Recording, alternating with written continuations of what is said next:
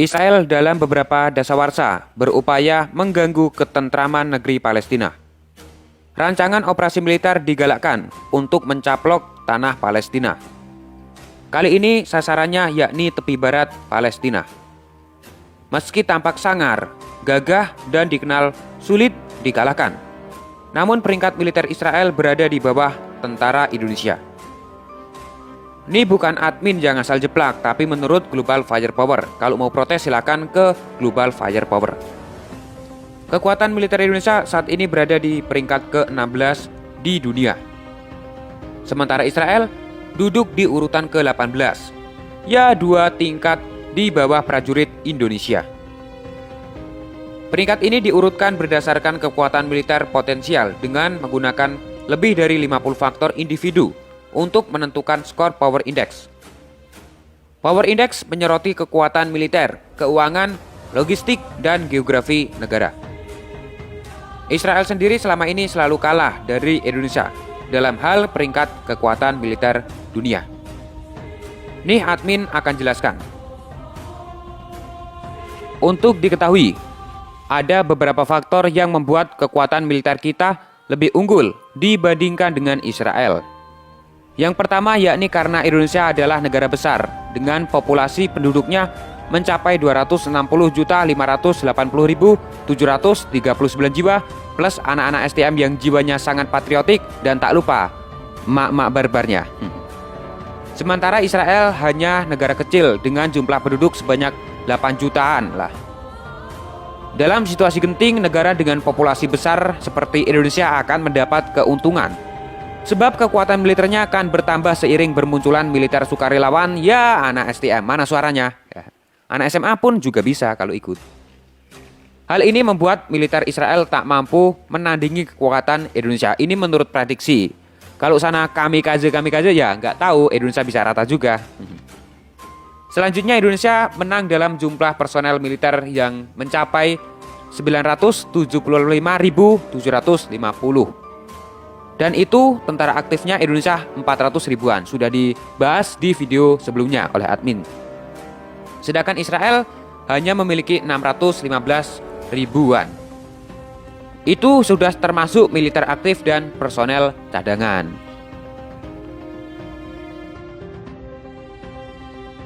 Indonesia dengan luas wilayah daratan mencapai 1.904.569 km persegi dan luas lautan 21.579 km persegi juga dapat menguntungkan. Wilayah yang sangat luas membuat pasukan musuh kesulitan meluncurkan serangan secara bersama-sama di semua titik perbatasan. Berbeda dengan Nusantara, Israel yang luas daratannya hanya 20.770 km persegi tanpa wilayah laut akan lebih mudah dikepung dalam peperangan. Kendati kekuatan Indonesia lebih unggul dibanding Israel, namun negara Zionis menang dalam hal aset militer. Ya, kalian semua pasti tahulah. Pasalnya negara sekecil Israel memiliki 596 pesawat tempur, termasuk helikopter, 2.760 tank, dan 6 kapal selam. Wow!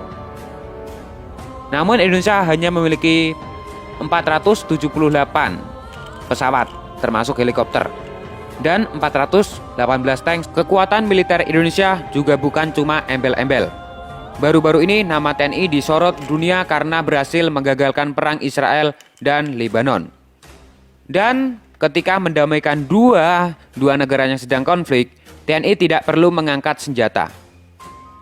Secara cerdik, prajurit TNI memukul mundur tank Merkava Israel yang menerobos perbatasan Lebanon saat latihan militer.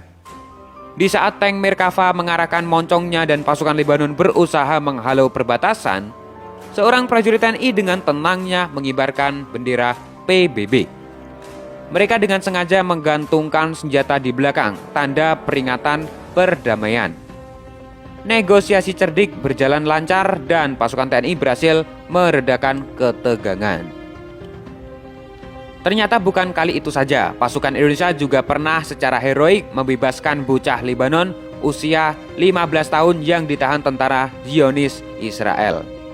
Kisah itu disampaikan dalam buku Kopassus untuk Indonesia.